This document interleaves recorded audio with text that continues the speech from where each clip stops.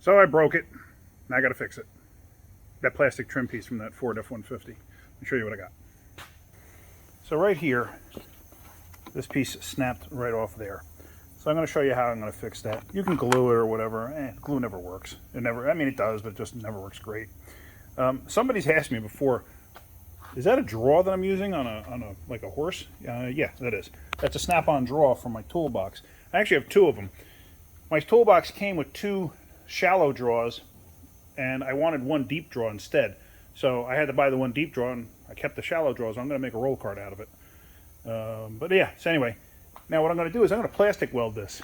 Now I got this kit here, and I don't know, you may have seen these things advertised. They're kind of cheap, but they work excellent. I love these things.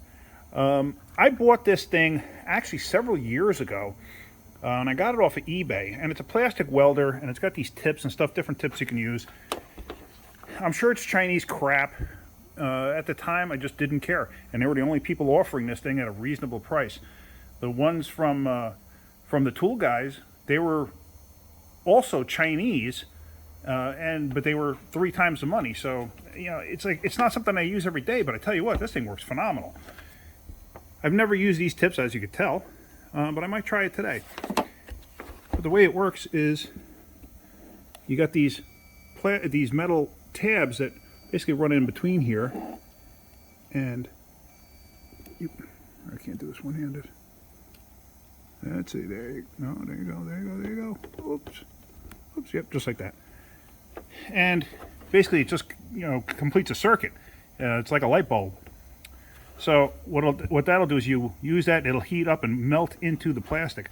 But I'm going to show you both ways if I can, and we're going to go from there. Yeah, I guess I don't remember what I paid for this. It was cheap. There's no markings on the package. It doesn't say anything on. Let me shut that off. It doesn't say anything on here as to who even makes this. The box, there's no markings on it, and as you can tell, it's made in Cheyenne.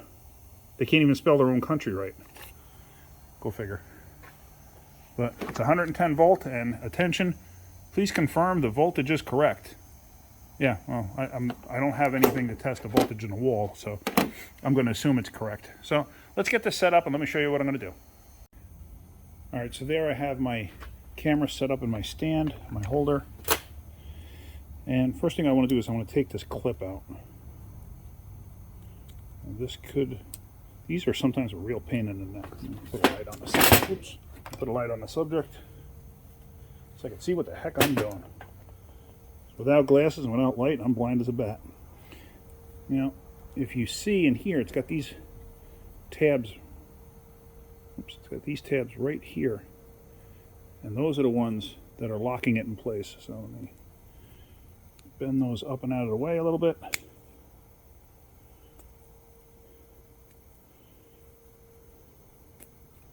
Like that. Same on this side. Like that.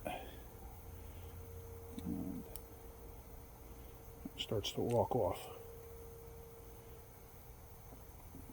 These clips are a lot stronger than they look. And the problem is because they go in that direction, that they act like a fish hook, and they just don't release. I'm trying not to distort or break this piece of plastic anymore because I want to be able to get this panel back on this truck. All right, so there, and now let me shut my light off. This is going to fit right in here like so. See, that fits perfectly. Now you could probably use a Gorilla Glue or something like that. If you were going to do that, if you're going to use like a Gorilla Glue, what I would do is I would really scar up the area around it as much as possible to make that work, to give it an area to actually bite.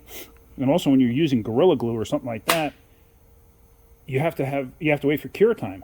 Sometimes you can get like an epoxy or something that has a fast cure time, and if you're going to epoxy it, same thing. You want to get that in place, you want to score it up really good so this way you have something to grab on, and then fill the backside, fill that void up with the epoxy, so this way it has an area like to act, like an anchor. So let me go ahead and let me see what I can do there. All right, so now here we go. Here's the tool. I'm going to heat it up. I'm assuming it's working. I have no idea. Yep, I can feel heat coming off of it. And you can actually see it getting red hot. And that's what I want. Okay, so now I'm going to hold this down in place. And I'm going to try to scoop a little plastic from one end and mush it to the other, and then vice versa, because you want to mix the plastic up. Because you mix it up, and that's what creates the bond. If you've never built a model as a kid, you're missing out. I used to build models all the time. So you want to let that cool off. Just let it sit there, it'll cool off.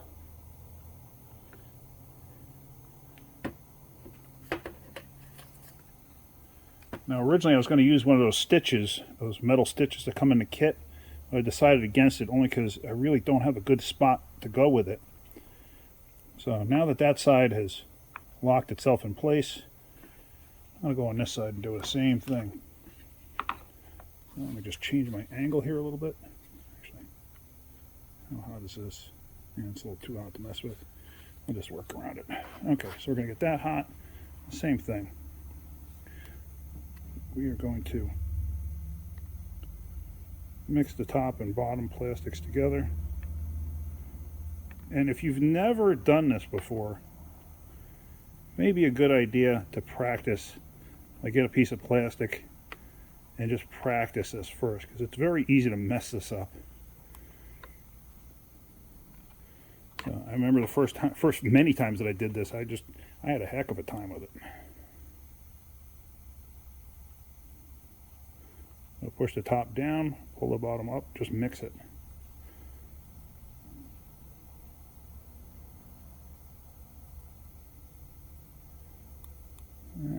Just like that.